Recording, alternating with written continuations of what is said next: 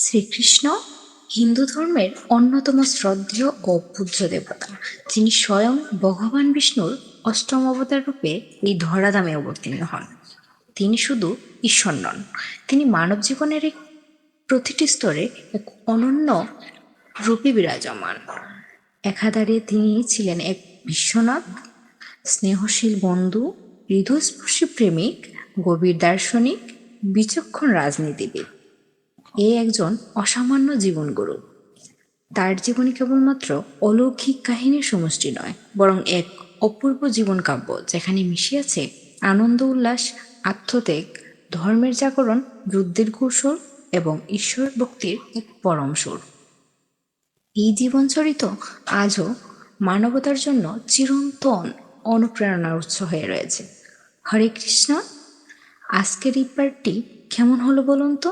ভালো লাগলে অবশ্যই পূজা আর্ট গ্যালারির সাথেই থাকবেন। ধন্যবাদ।